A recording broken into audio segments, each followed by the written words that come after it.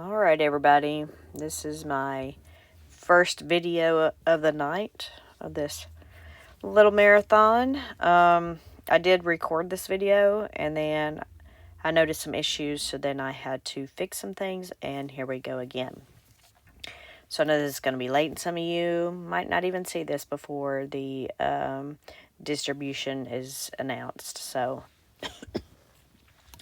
but we're just going to go over a few things here. And then what we'll do, we'll go over the outstanding shares.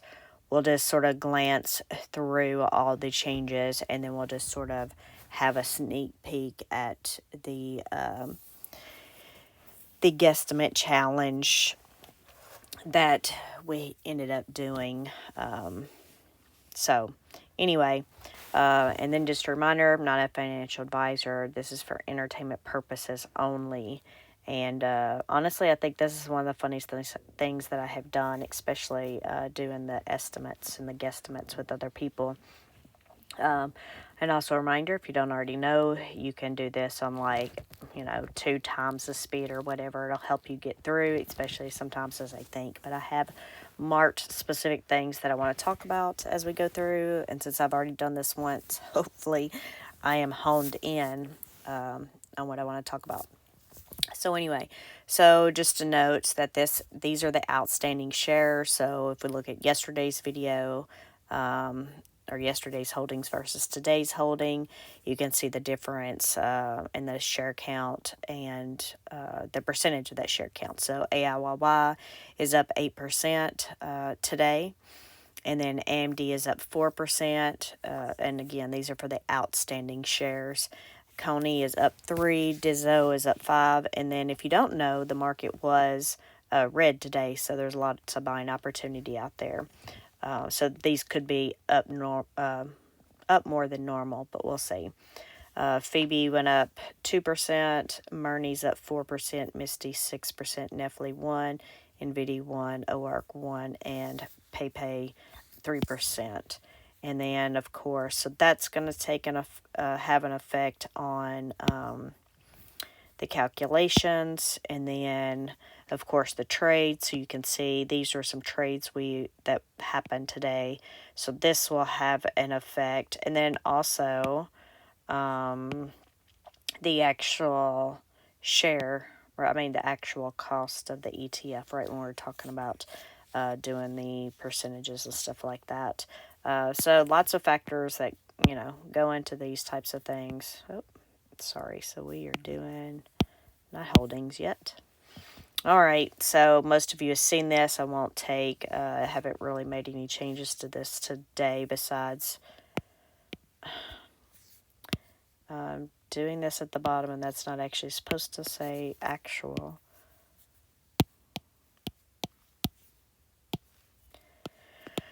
So my data down here is basically just going to come from the short call premium. I think that's what they use as as the guide. Well, actually their guide when they do their weekly trades, or the implied volatility. Of course, this is just the current implied volatility for the last 30 days.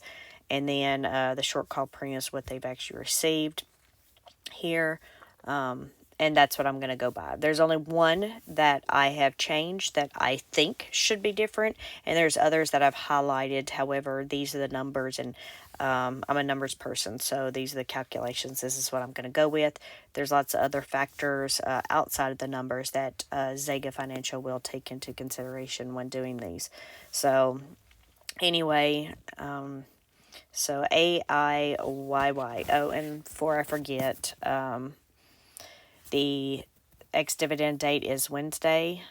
The declaration date is Wednesday, so the distributions should be announced at about 8:30 in the morning. So I'll do a video with the distributions. Then I can do a follow-up video to show, okay, what actually was distributed versus all of these estimates, and see if we can hone in better to what calculations we should use going forward, since this is the first month of me doing this for all of these. And then, of course, you can skip through to the ETF you want to look at if you don't want to look at all of these. So please feel free to fast forward through these. It's just a lot easier to do one video versus 19 separate videos and uploads. But moving on, AIYY premium received is 69 cents. And our distribution range, we have like 66 to 70 with an average of 68. AMD here, we have short call premium of 76 cents and the range between 75 and 91 with an average of 81 cents. AMZ have short call premium received as 60 cents with a range of 47 to 73 cents and the average of also 60 cents. Now, Apple here. So, this one has a short call premium of 95 cents. However, I don't know. You know, if we look at the total trades amount, because they lost so much on this synthetic position, their total trades is actually negative at 63 cents for the month per, outstanding share. And the other factor would be is that, if you look at their history for their distributions, it's 17 to 63 cents. So to me, I know if it was me, right, why would I pay that much over my historical when I've lost a lot of money? So if they're not just going to say, the premium received is it, and they're going to use some other, judgment things, I would think this would be less. But again, in this case, I'm just going to leave the short call premium here. I just really I wouldn't pay that out if it was me. But we'll see how what they come to for this. Coney, short call premium received 238, and so a range of 221 to 238 with an average of 230. Dizzo short call premium received is 46 cents, implied volatility is 47, so it's basically that's your range here. So we'll move on to Phoebe. Phoebe short call premium was 57 cents. This one has a big range of 33 cents to 95 cents. So we will see how that happens. But again, I've got 57 cents down there. Now GUI does show short call premium of 43 cents. However, they had a large loss overall. Their net short call trades and their synthetic trades, as you can see, and their highest distribution has been 42 cents. So I know this is only 1 cent over, but looking at all that loss, I just really wouldn't expect that to be paid. So again, just highlighting those. So when we do get the data, we can look at it and sort of see. But JPMO, short call premium received is 27 cents. We got a range of 15 to 40 cents here with an average of 28 cents. Murney, short call premium received is $1.03, a range between 85 and $1.03, with an average of 94 cents. MSFO, short call premium received is 36 cents, and the range is about 13 to 49 cents with an average of 33 cents. Misty. So this is one that I had expected to pay more than $5. We did have an increase. I'm sorry, I didn't realize I didn't have it all the way to the top there to see the outstanding shares. We did have an increase, I think, in the outstanding shares as we saw earlier. Let's see, Misty. So it went up 6%. I don't know if that's really that big or not, but I know it was over $5. But, so, I don't know. So this is 6 weeks worth, right? And if they're aiming, for that 145%, well, this is that would only be for 4 weeks, right? So if they were aiming for that the whole time, you really would be like 1.5 times, right? So that's 5. That would be somewhere around 750. But I don't know. You can see the synthetic trades here, the short call net was 2, the synthetics was almost 7 for a total of 875. Like I said, 145%. If you're looking at 6 weeks, that's 750. But in this case, I'm just going to, again, I'm going to go with that short call premium because, we just don't know. We do not know. So, yeah. And we'll see how it goes tomorrow. Netflix short call premium received is 48 cents. So we got a range of 45 to 73 cents with an average of 55 cents. NVIDIA short call premium received is $1.01. So looks like we've got a range of $1.01 to $1.09 with an average of $1.05. OARC 52 cents. That's more than usual, but I think last month was more than usual also. But if you've been holding these shares for a long time, kudos to you, and you deserve that payment. I will say that I did sell out of this many months ago when I could get out of it without a loss. But we'll see what they pay. 52 cents short call premium, range of 40 to 52 cents with an average of 46 cents. Pay. Okay, so they received a short call premium of 98 cents. Of course, the range is 8 to 98 with the average of 57. So that puts that off because the short call trades were only 8 cents net. So that was small. So then you have small loss and synthetic. So technically, the trades overall, just look at this. Trades overall was only 3 cents. I guess I could even highlight that as well. But yeah, their highest payout has been 72 cents. So will they really pay out 98 cents when they didn't even make anything for the month? 3 cents.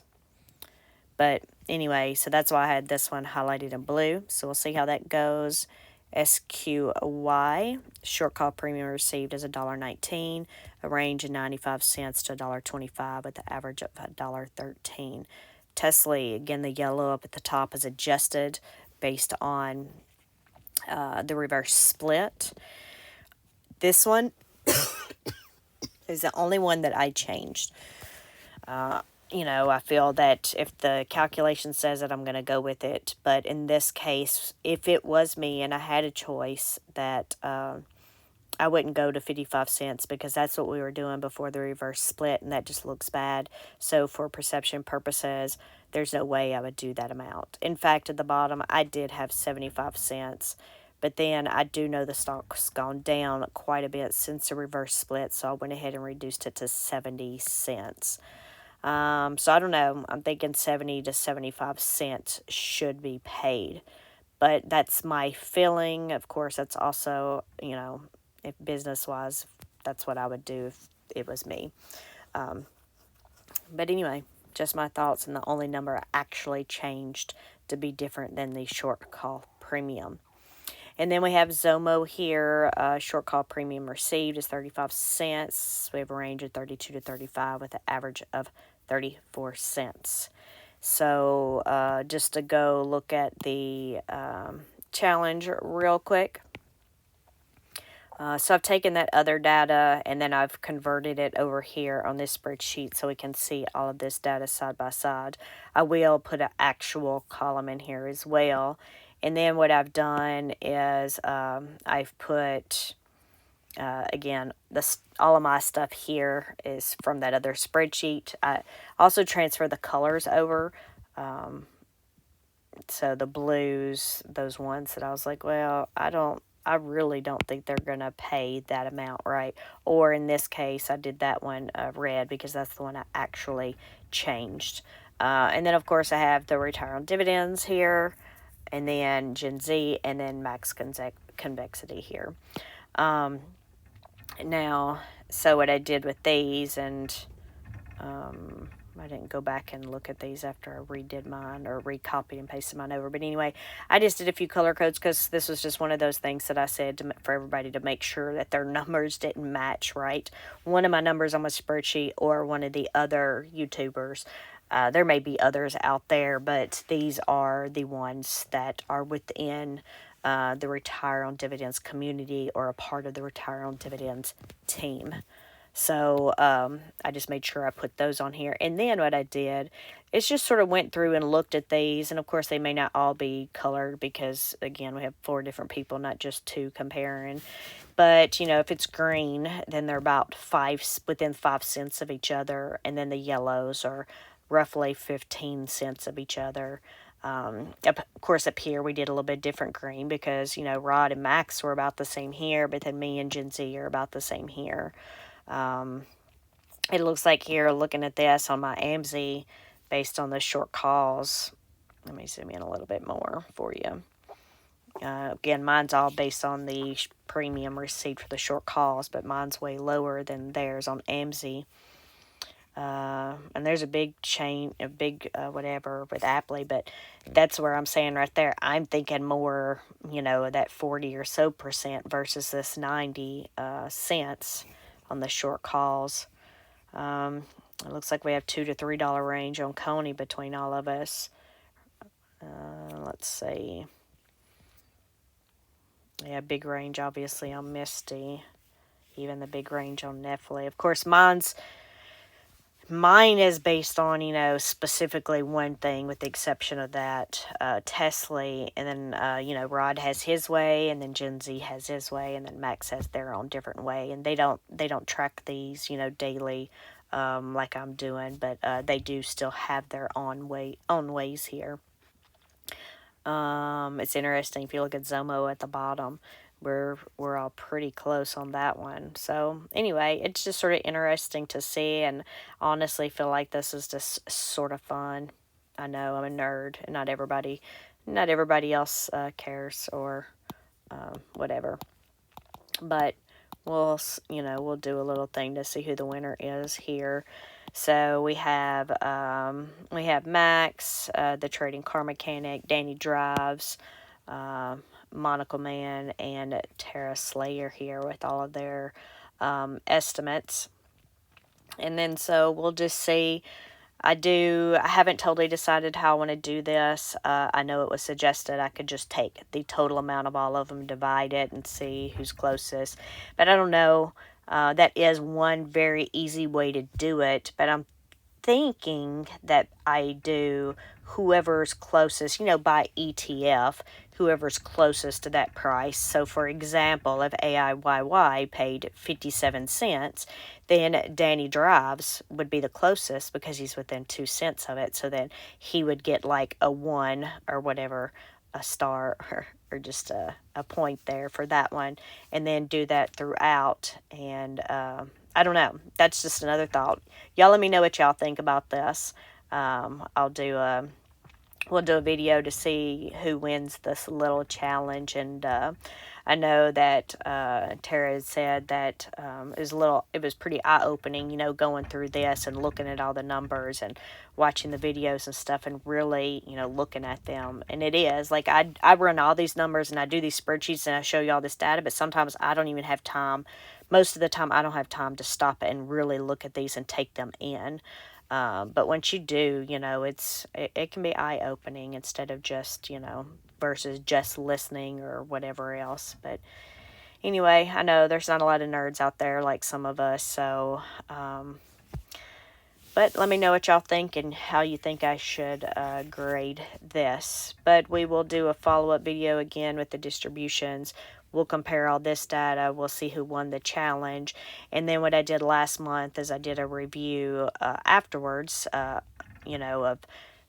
where inception, current price, with all the distributions, where we stood and the rankings on that and everything else. And we compared all the distributions for all of them, and they were all color-coded and everything. But we did do that last month. It seemed to go over really well. So let me know if you'd like to see that updated version of that. And then I can add that to my to-do list. Do know that YieldMax and YMag and Ulti will be coming up in a couple of weeks. So we will continue.